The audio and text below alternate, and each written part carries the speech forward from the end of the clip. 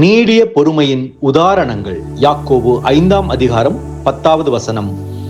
என் சகோதரரே, கர்த்தருடைய நாமத்தினாலே பேசின தீர்க்கதரிசிகளை துன்பப்படுதலுக்கும் நீடிய பொறுமைக்கும் திருஷ்டாந்தமாக வைத்துக் கொள்ளுங்கள். அன்பான சகோதர சகோதரிகளே, நம்முடைய விசுவாச பாதையில் நீடிய பொறுமையின் அவசியத்தை இந்த வசனம் நமக்கு உணர்த்துகிறது. தீர்க்கதரிசிகள் தங்கள் காலங்களில் கர்த்தருடைய சத்தியத்தை தைரியத்துடன் பேசினார்கள். இன்றைய சத்திய ஊழியர்களும் இதே பணியை செய்கிறார்கள். அவர்கள் வரவிருக்கும் நீதியுள்ள ராஜ்யத்தை பற்றிய செய்தியை அறிவித்தார்கள்.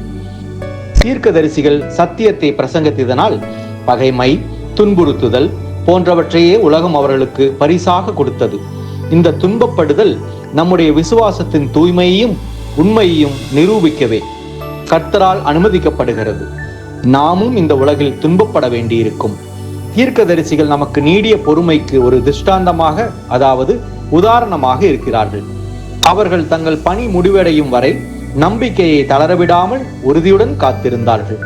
நீடிய பொறுமை என்பது மீட்பின் திட்டம் முடிவடையும் வரையிலும், ராஜ்யம் ஸ்தாபிக்கப்படும் வரையிலும் விசுவாசத்தில் உறுதியுடன் நிலைத்திருப்பதுதான். அன்பான சகோதர சகோதரிகளே, நம்முடைய முன்மாதிரியான தீர்க்கதரிசிகளைப் போல துன்பப்படுதலின் மத்தியிலும் நாம் நீடிய பொறுமையுடன் இருப்போம். கர்த்தர் நமக்காக வைத்துள்ள பரிசை பெற இந்த தாங்கும் சக்தி அவசியம். மீண்டும் ஒரு வசனத்தின் ஆழமான சத்திய விளக்கத்தோடு நாளை சந்திப்போம்.